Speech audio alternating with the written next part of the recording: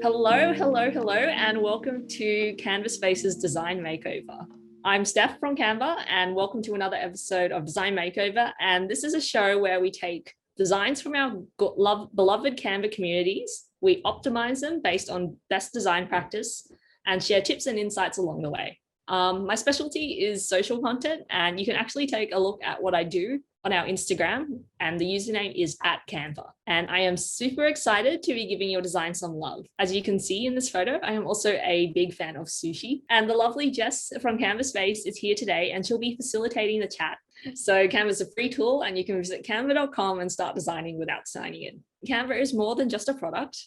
We're a company with a very ambitious mission to empower the whole world to design. And we're doing okay so far, with over 50 million monthly active users, doubling in size every year in every country, and I believe over 190 languages. But as our founder Mel says, we're only 1% of the way there.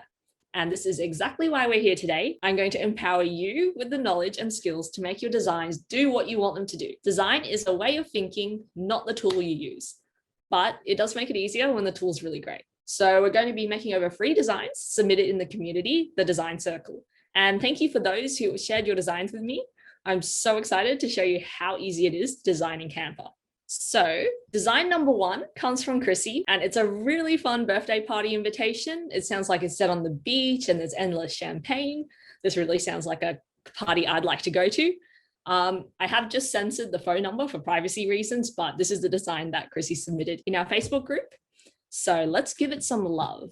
I'm just going to switch over to my design space in Canva. So what I really love about this design is the vibrance and the fun. It's also really, really super clear in its purpose and theme. Like when you just look at it, you know this is going to be a really fun party to go to. And you can just tell this by looking at the design of the invitation. So the first thing I'm going to change are these heading here. And I'm going to make this into like one big neon sign. So one really quick way to copy and paste like font styles, you see this roller paintbrush here? If you click this and then click on the element you want to change, ta-da, it's now in the exact same font.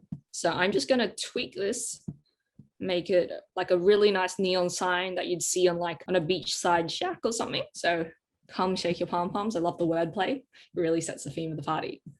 So the next little thing I'm going to change, I am just going to adjust these palm trees. So at the moment, you can see they're kind of placed behind the text, and it does make it a little bit tricky to read.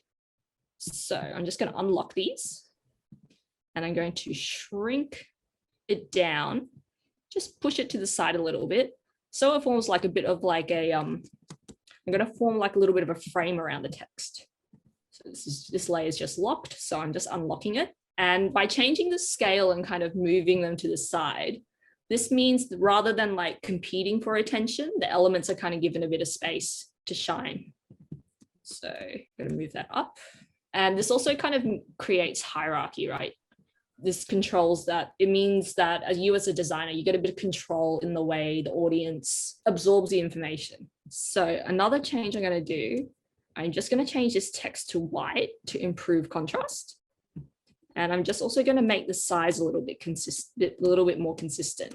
And the same way I've done it before, you can just use the roller paintbrush. You click this and it's the exact same size. And I think I'm just going to change this because once we move the palm trees around, you'll be able to see all of the information much more clearly. There we go. So me as a designer, this is how I would tackle it. Like they say in design, if you try to emphasize everything, nothing is emphasized. So that's the kind of principle I'm applying to this work. Marata, Florida Keys. And the last tweak I'm going to make is I'm just going to scale these down a little bit. I'm just going to add in another one of these. So if you guys have seen this duplicate tool right here in the sidebar, I'm just going to drag her here, select them all, and scale them to the side so they create this nice, cute little border. I'm just going to adjust the angle of this. You can kind of see the design process is about kind of a little bit of one step forward, one step backwards, one step forward, one step backwards. And I'm actually just going to tweak this a little bit. If I rotate it, it makes more of like a frame, doesn't it? There we go. Nice and simple. We have completed the design makeover of this design. And you can kind of see here the before and after. And to summarize, what we've updated is the text color, the scale, and the arrangement of these beautiful palm trees to make sure that the information that's kind of important for the guests to understand is center stage. And we've also updated the text color. So thank you again, Chrissy. I hope you and your friend has a wonderful birthday. And it's really amazing. These are just such small, quick things to change in your design, and it transforms the look and feel of it. And like, I want to emphasize there is nothing ever wrong with the design in the first place, but there's a few little things you can like think about if you want to make sure your design achieves your goals. And there's always more to learn in design, I think. So moving on to our next design.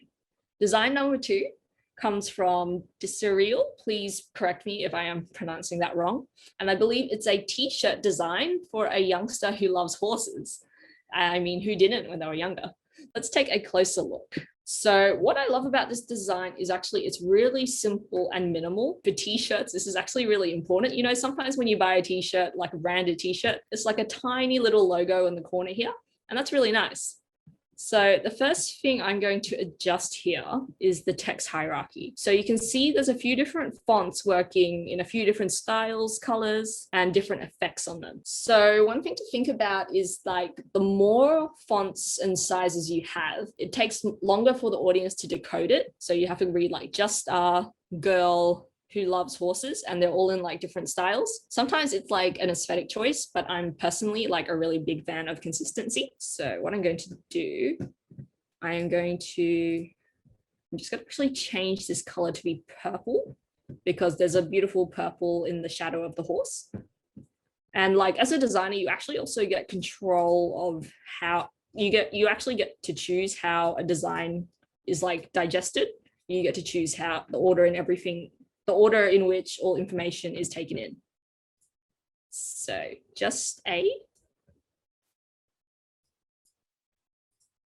I'm just using the copy style brush again, because there is nothing like having a tool to automatically do this all. So I'm just checking that it's at the same size, and I'm actually just going to remove the capitalization on this. I guess as a designer, you get a little bit more flexibility on grammar, which is great. Don't come at me if you're an English teacher, please. Just a girl who loves horses. And another thing that actually helps with legibility is if you can kind of reduce the amount of lines the text goes over, it's actually faster for someone to read it. Loves horses. So I'm just tweaking this a bit here. Just a girl. Oops. Sorry guys, I am really going backwards. Like I said, one step forward, 2 steps backwards. And now the next thing I'm going to do, I am going to scale down this horse here. I understand, like, I think why the designer made it so big, because it's like the most important part of it. But I do think sometimes people underestimate how elegant and how powerful something can be at a smaller scale. And I actually think there's a little black shadow here too. And I actually think it's a little bit harsh against the purple. So I'm going to just simplify the colors we're using here. And I'm also actually on that, since I've removed the black, you can see that this actually has like a bit of a black shadow underneath it. I'm just going to adjust the effect so that it uses a light purple instead. So this creates more consistency, and consistency is just a bit more pleasing to the human eye. Lovely. And then, yes, as you can see, the final tweak I've done is I just added a whole bunch more white space. And I think that's actually important when you're thinking about where your design will live in the real world. So if you think about this canvas as a t-shirt, if we have the giant horse, it takes up like the person's whole stomach, and maybe that's okay. Maybe that's what you want. It's totally up to preference too. But if you think about the audience, it's someone who's a little bit younger and they're a little bit smaller, they might be a little bit overtaken by this horse graphic. So that's why I've added a little bit of white space in here. So we've completed our second makeover. And as you can see, comparing the before and comparing to the after, we've updated the text colors. We've shifted the scale of a few things, and we've increased the amount of white space in this design. One thing that's super important to note, you should try and test your designs in the context they live in. So now that I show you like how this design looks on a t-shirt, it makes so much more sense as to why I've added that a big amount of white space, right? As you practice designing, it gets easier and easier to envision these things. But one really easy trick from me, I just added this t-shirt. I searched for a t-shirt in the photos tab in Canva, and I just literally put the design on top of this blank white t-shirt. And if you're really nifty, you can also try and use the smart mockups integration in Canva to test your designs on like mugs and posters and bus shelters, whatever you'd like. So I hope that makes sense to you guys. So this is design number 3, and it comes from Thato. Please, again, correct me if my pronunciation is incorrect. And it's a bakery logo. And everyone who knows me at Canva, I am a big baked good enthusiast. So I'm really excited to be getting into this one too. So let's take a closer look. It is makeover time. And I'm just going to switch to this tab, which has our beautiful bakery logo. So the first thing I just want to point out that what I love about the design is the font. It is super clear and it's utilitarian. You know, this bakery means business. And I love that you can tell about what it's about from the beginning. Like this person has designed it using universal symbols. And that's a great way to show people what you're about. Even if you like cover up the text, they know it's like, oh, baking. The first thing I'm going to change is the size of a few of these elements. And I'm actually just going to delete 2 of them because I actually think this design is working quite well without the extra bread, you know. Simplification is kind of key in design. So I'm just going to shrink these little bread loaves down a bit. Not enough that you can't tell what they are. And one reason that I actually deleted the bagel and the sliced bread in this design is like when you look at the little, I'll just bring them back quickly. So if you kind of compare the styles in which these are drawn in, they're actually a little bit different, right? When you compare these to like loaves with the little like tic-tac-toe crosses in them, I don't think that's a technical correct term, but the bread has those little grooves in it. And one thing to pay attention to is consistency in your elements. And that's what makes it look like the same person has designed it. You can see the illustration style of this like bagel is just like an outline, whereas these little illustrations have like shading and all of that. By removing the elements that are inconsistent and make it kind of, yeah, I would say it increases the consistency of the piece. And because you can tell these have been created by the same illustrator.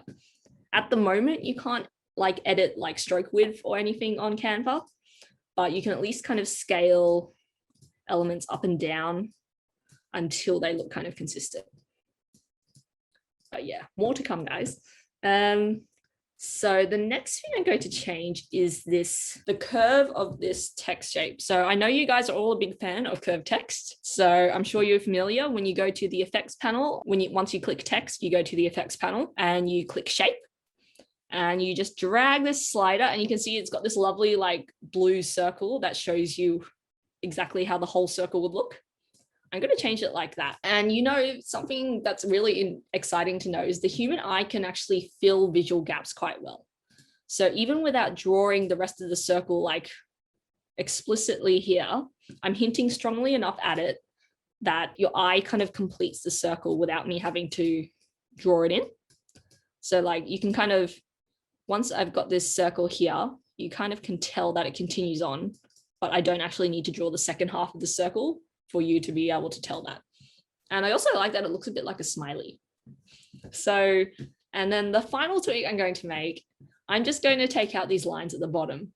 If you kind of see how this design is working, it's a little bit unbalanced because these lines are quite heavy and thick at the bottom.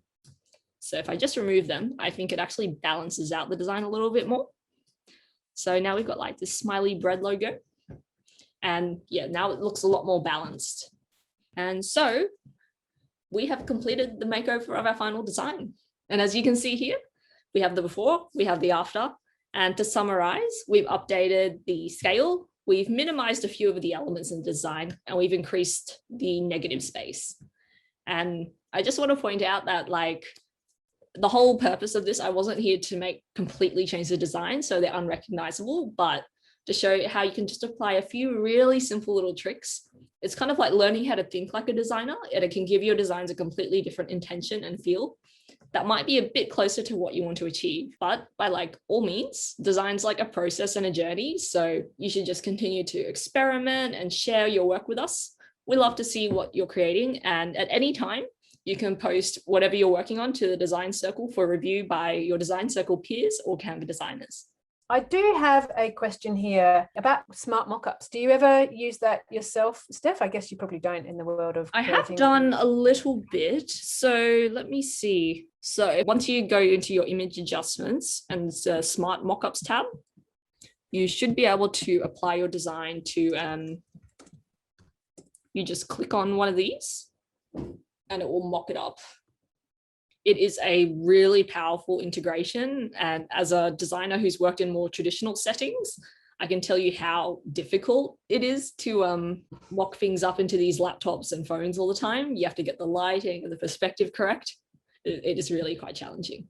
Yeah, it really is amazing because some of them are on an angle as well. So Yes. You've got one of those ones that's like straight on, but then there's like someone holding a phone on an angle, and just like you say, to have that all that perspective work done for you, and it looks like someone's actually really looking at it on their phone. Well, one thing, I'll just upload are you guys all fans of Canva's What the Duck series? I'll just show how this, I think you have to download your designs and then re-upload them in order to use them in smart mockups. But if I go to edit image and then smart mockups, if I just put this in this, I'm just clicking this phone, and you can see that the duck design has gone right in here without me having to meticulously cut out the image in the phone and all of that. So you mentioned with the loaves of bread about illustration consistency.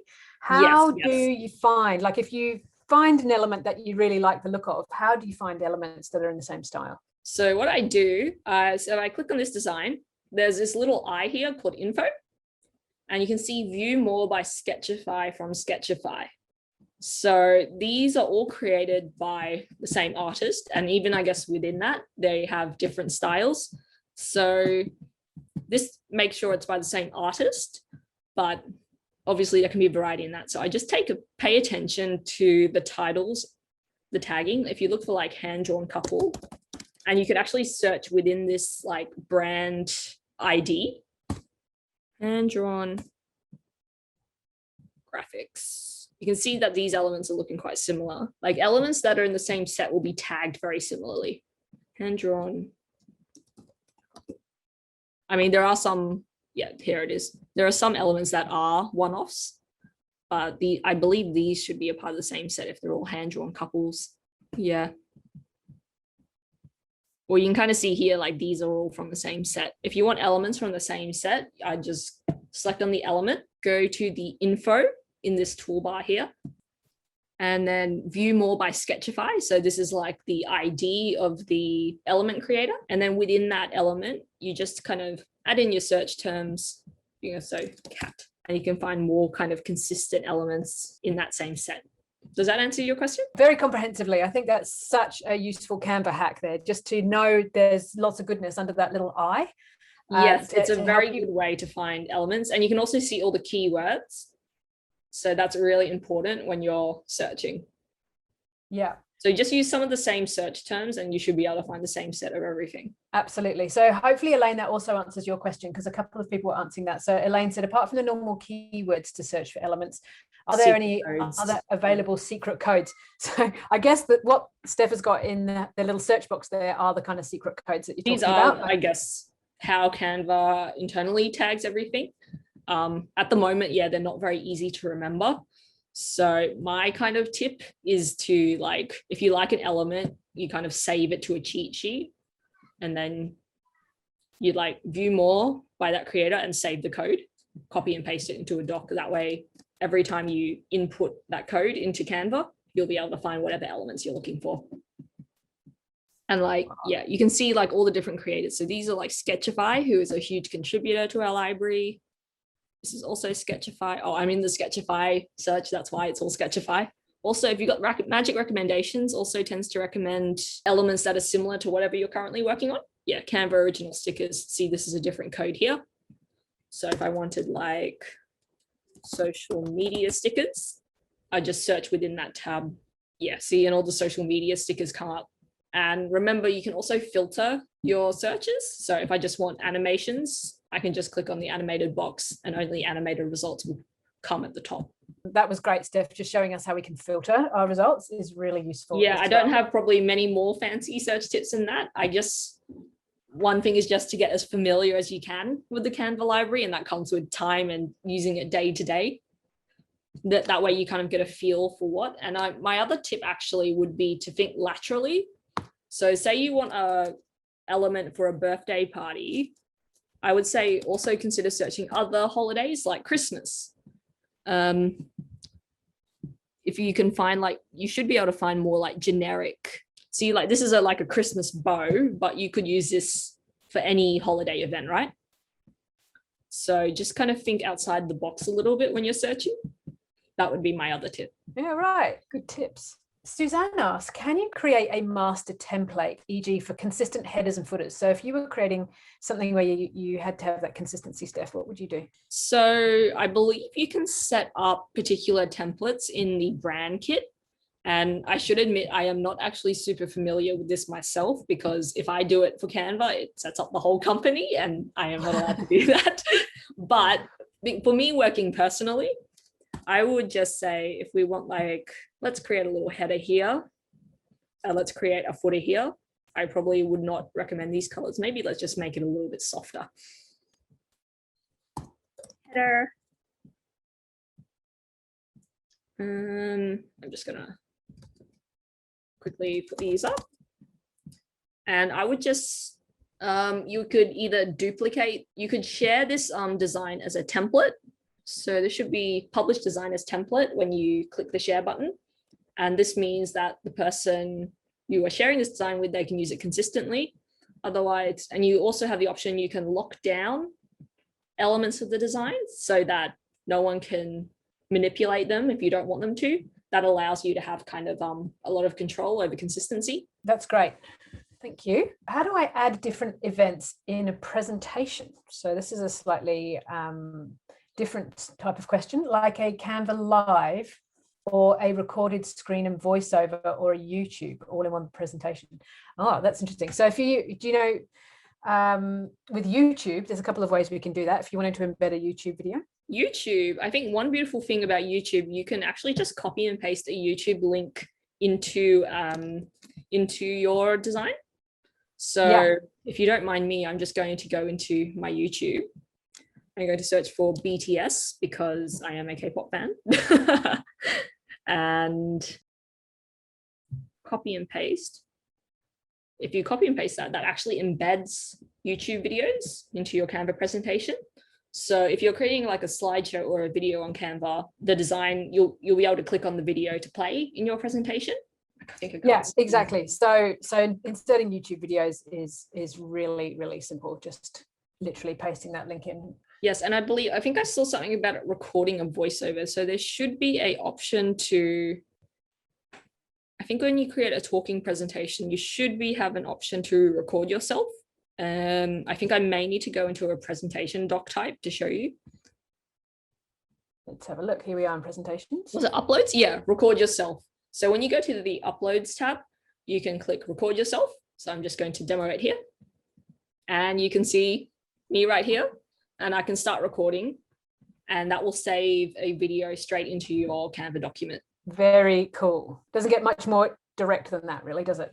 Yeah, I know. We're working daily on the video products, so stay tuned for a lot of amazing updates to come to that. We'll make sure that all your video needs are met in Canva. Yeah, fantastic. That's great. Thanks for demoing that, Steph. Another question. If I have the Pantone code of a color, how can I find the exact same in Canva? I have seen that the color code is different. So we've got hex codes. Yes. Yeah. So yeah, that's one thing to note. Pantone follows its kind of own color system, but I believe, I'm just going to Google search here, Pantone color codes. If you search, each color should theoretically have a hex equivalent. Yeah. I'm sure there's a lot of online tools where you can input whatever the Pantone. Oh, it looks like this has like, you can choose whatever Pantone color it is by the Pantone code, and it will generate the hex code. So it's just kind of using two different color systems. So anything like Canva, which is like a digital platform, it will use hex codes. So when you input the color, there will be the equivalent in Canva. So you just need to convert it to a hex code. That's all. Yeah, and I'm just going to pop in the Canva colors. I think when you look up the individual colors, they come with a whole list of all of the different codes for that color. Yeah, so on that page, canva.com/colors, if you go to color meanings and symbolism, if you click on a color here, or if you can type in a color name, so if you click on any one of those and you scroll all the way down to the bottom, look, there we go. There's all the different, has it got Pantone there? Yeah, in design, there's so many different types of color systems. So, and unfortunately, they're not all super compatible with each other. So it's about finding, I guess, like an online converter or something that will translate it for you. It's like putting your color codes into Google Translate. Cool. Yeah. So there's a few tips, but yeah, hopefully you can use an online tool for a bit of conversion as well. Yeah, a great tool if you want color palettes, which we know are very popular on our Instagram. So endless color inspiration. So much color goodness. I really, really love this site. Steph, maybe you could just show us a few shortcuts. So there's a few questions around seeing rulers and like just making circles appear and things like that. Sure. So if you would like a circle, I would just press the letter C on your keyboard. So that's a fairly straightforward one. The Canva shortcuts are quite straightforward. If you want a rectangle, you would press the letter R. If you would like a line, you would press the letter L. And if you would like to quickly create some text, you press the letter T. So these are the Canva shortcuts I'd use every day. In terms of rulers, it seems like it is Shift R. So if I hit Shift R, that makes my rulers appear and disappear. Or otherwise, I did not know that shortcut. You can still go to the menu and click that. If you would like to show guides, so guides can be created by, you press the ruler and you can drag these extra guidelines onto your canvas. If you would like to quickly make them appear and disappear, I would hit Command semicolon, and that makes these guidelines appear and disappear. And to get rid of them, you just drag them off the canvas. So guidelines are super helpful. They kind of snap to automatically where the halfway point is on your canvas. And it just makes it super clear, you know exactly where the center of your design is. And it's a really great way to make sure everything is perfectly aligned. Oh, I mean, I also do have one other trick. If you search for the Canva caterpillar, some of our very clever engineers have hidden a little game in Canva. So you just grab this little guy, Instagram post, here's your little caterpillar, you hit L, and it should transform into a game. So that's just a very, very secret little trick. You got to protect the caterpillar from the spiders. If you, whoops, no, not the wasp. If you manage to complete the game, you'll get a little surprise at the end. Really? I didn't know that. Yes. A bit of a design challenge here for you. If you had to create a stretch effect, have you got any tips? It's possible? Off the top of my head, I actually have to think. Yeah, that's a challenge. You're giving us a challenge there, Eddie. I'm assuming, do you mean like stretch of a photo? Perhaps it's like, I do know we have a lot of different warp effects. Liquify. So if you go into the liquify, there should be a few effects you can adjust that kind of warp your designs. Oh, wow. That's cool. So we've got like different effects here, like flow. I don't know what, ooh. That's kind of stretching the design a little bit. Got like a wobble effect, which is one of my favorite ones actually. It makes everything look as if it's distorted through like water or glass. Yep, that's a bit of a stretch. Yeah, there's a lot of distortion effects if you look at the liquify panels. So I would highly recommend that. Fantastic. Thanks, Steph. So I think we'll just have a couple more questions before we wrap up for today. Thank you so much for getting through so many questions. It's been amazing, Steph. That's okay. A question around your favorite design related book. If you had to recommend one book for a new designer, do you have a top recommendation? I am probably not a very good traditional designer in this respect because I'm just inspired by whatever I like. Yeah, I think that's one thing to consider. Different people are drawn to different things, and it's kind of important that whatever you use as inspiration, you genuinely have an interest in it and you're not liking it just because it's a cool, trendy design book, you know? I guess you might find a lot of your inspiration on Instagram. Do you, being an Instagram designer? I would say I follow specific creators. Like this is Matt Voice, and he's quite prolific on Instagram and Jiffy. And he creates these, if you've seen these before, he creates these gorgeous text animations. So I would say I have probably not read a proper design book since university, but I tend to follow specific people rather than maybe books. A great place where a lot of professional designers post their design work is behance.net. So it's a bit of a Pinterest, but these are people in the creative industries. It is a wonderful source of eye candy and a great way to gauge what is currently trending visually. Fantastic. So I highly recommend that. That's a great resource. And that also already answers the second question, which are there any sites that you would recommend? So here you go, 2 in 1. Yeah, sorry, gang. I haven't read design books very regularly, but it is a bit easier. You can just search a website, or like think about this as like the design industry's equivalent to Pinterest. So yeah, that's an amazing resource. Pinterest is still a great source as well, or Instagram. Yeah, true. I mean, there's heaps of places to find your inspiration, isn't there? Well, I think we might wrap it up there for today. You've gone through so much for us, Steph. Thank you so much for taking the time to answer all these questions and also take us through those 3 amazing design makeovers. We really appreciate you sharing your time with us today and hope that you can join us for another design makeover. And thank you to everyone for attending.